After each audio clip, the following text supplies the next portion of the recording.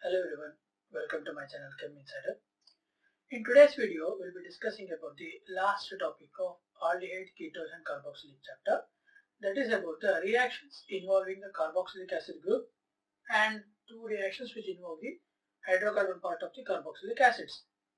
As we have discussed earlier, we compared the two reactions where one reaction involved the breaking of bond between oxygen and hydrogen atom of the carboxylic group, and the other reaction involved the breaking of carbon and oxygen bond of the carboxylic group. Now, we'll discuss about the third set of reactions involving COOH.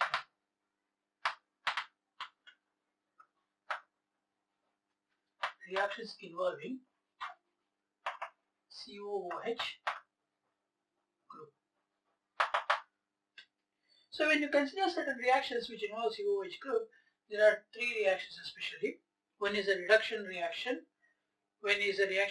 When one of the carboxylic acid group is treated with a strong reducing agents, it undergoes complete reduction to form a given respective alkane.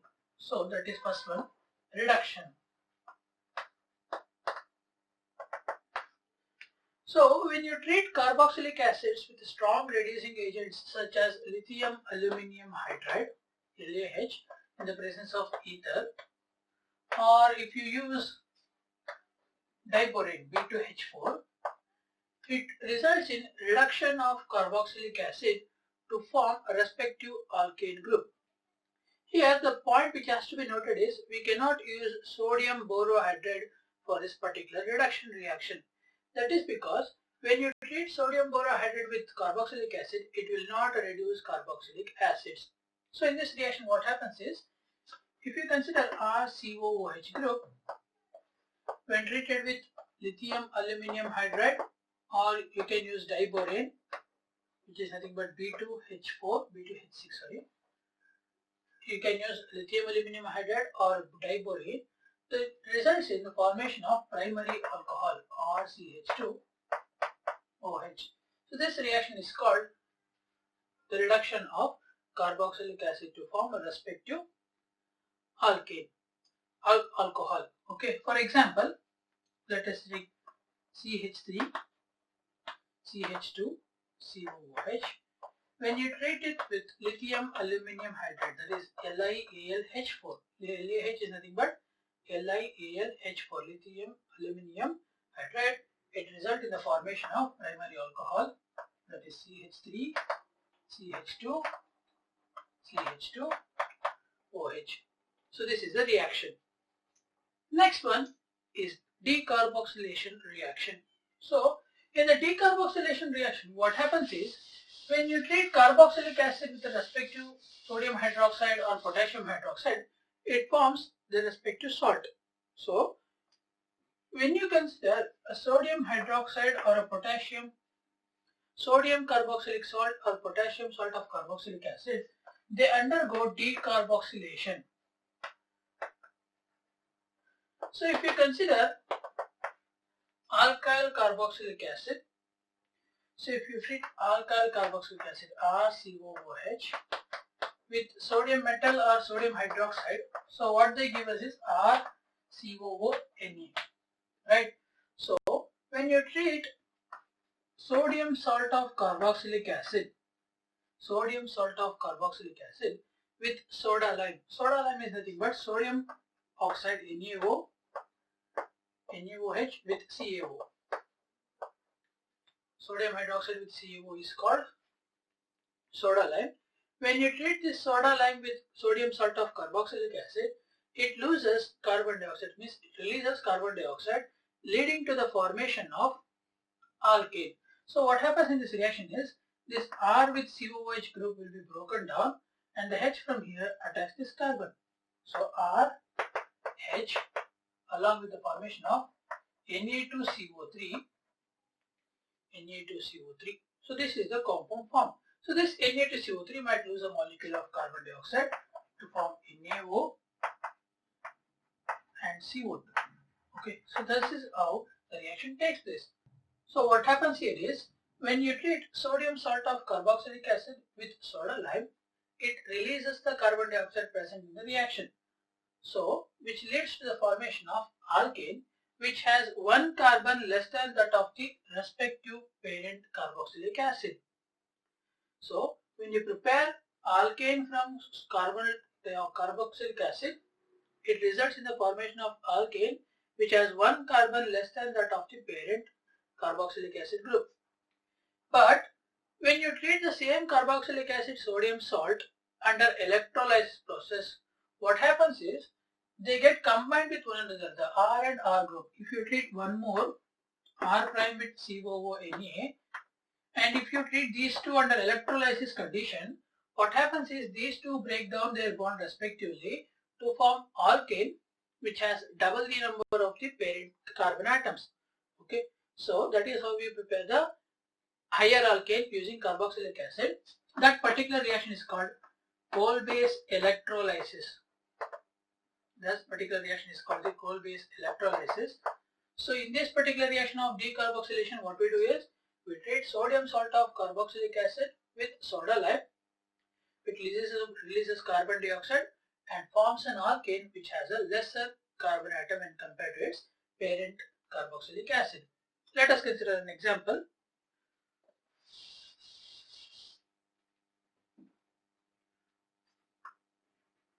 CH3, CH2, CH2, COOH. So if we consider over here, this is butanoic acid. This is butanoic acid. If I am taking the salt of butanoic acid, so this will be sodium salt of butanoic acid. Sodium salt of butanoic acid. When I treat it with soda lime, NaOH, and calcium oxide, it forms CH3, CH2, CH2H. This is propane, along with the molecule of carbon dioxide being released. So this is the reaction. Okay, so that is decarboxylation reaction. When you treat sodium salt of a carboxylic acid with soda lime, it releases a molecule of carbon dioxide to form respective alkane, which has one carbon less than that of its parent carboxylic acid group. Okay. Next is these two are the reactions which involve the complete carboxylic acid group in the reaction. Now next up, we'll discuss about the set of reactions which involves the hydrocarbon attached to the carboxylic group. So if we consider for RCOOH, we have discussed about the involvement of OH group, involvement of CO group, involvement COH group. Now we'll be discussing about the reactions involving the hydrocarbon part of the carboxylic acid. That is the fourth set of reaction. Reactions involving hydrocarbon part. Reactions involving the hydrocarbon part. Out of the first one is halogenation.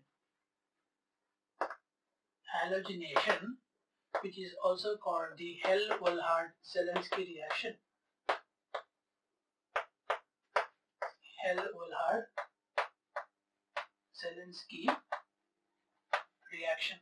So in this Hell-Volhart reaction, what does halogenation usually do in case of any compound is, if you consider for the aromatic ring compounds, halogenation is nothing but the addition of halogens in presence of certain solvents, right?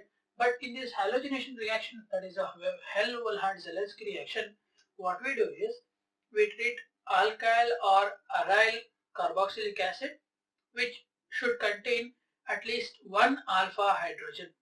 So if an alkyl or aryl carboxylic acid contains at least one alpha hydrogen, then that gives us the halogenated product, which is also called the alpha halogenated carboxylic acid.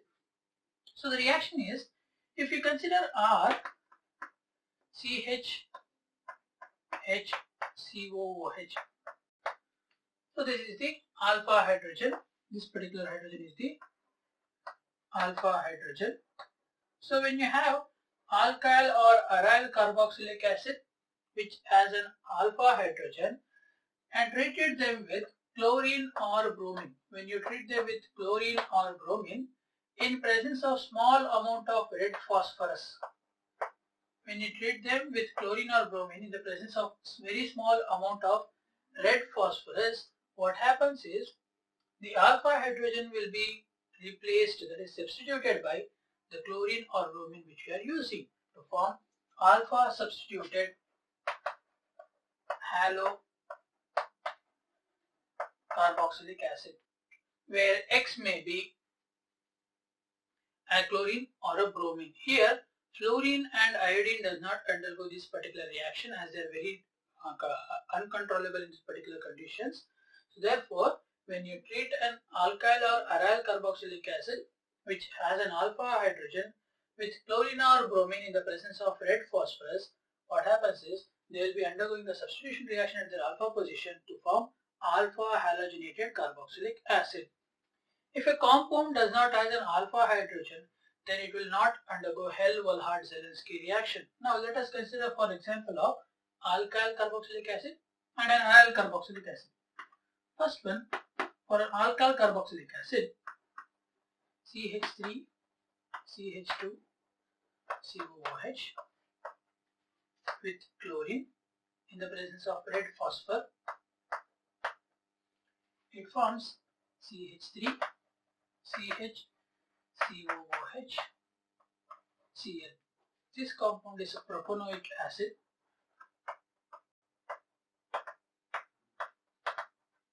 This is 2-chloro-propanoic acid. Okay. So this is an example for alkyl carboxylic acid with alpha hydrogen. Next, for an example for aryl carboxylic acid.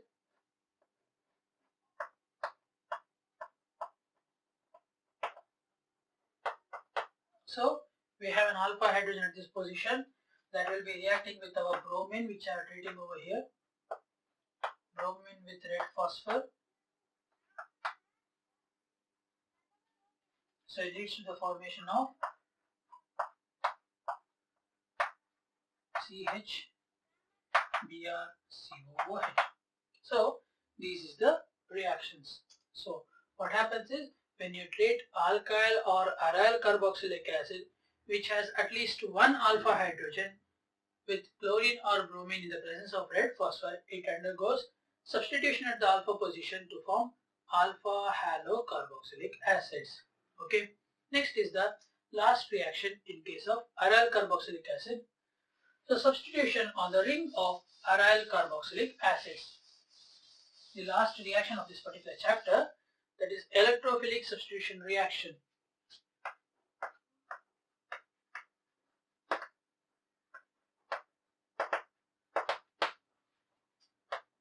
Electrophilic substitution reaction. So when you consider for the electrophilic substitution reaction, most of the already substituted compounds, like for example if you consider halogen groups or nitro groups, what we observe is they direct the incoming electrophile to ortho or para position in most often cases. But when you consider a carbonyl group such as aldehyde or a ketone, or if you have a carboxylic acid already present in the benzene ring, so the incoming electrophile will be directed to the meta position because these carboxylic acid groups are electron withdrawing groups.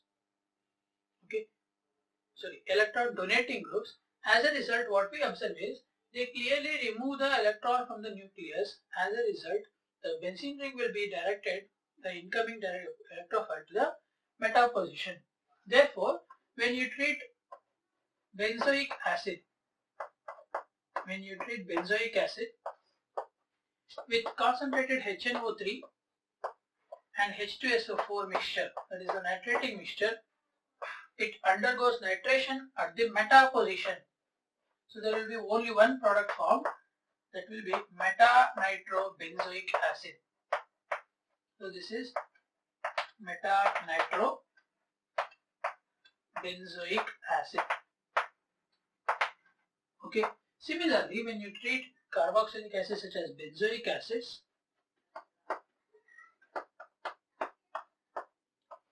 with chlorine or bromine in presence of FeCl3 or aluminum trichloride, AlCl3, anhydrous aluminum chloride, it forms meta-substituted product.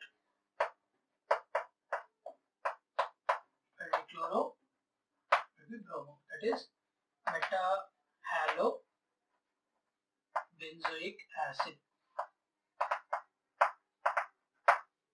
So these are the reactions which carboxylic acids undergo. So clearly we have 4 particular reactions. One which involves cleavage of oxygen and hydrogen bond. The second one which involves cleavage of carbon and oxygen bond. Third one which involves complete COOH group in the reaction. Fourth one which involves the hydrocarbon part attached to the carboxylic acid. So this is all about the chemical properties of carboxylic acids. I hope you have understood these concepts clearly.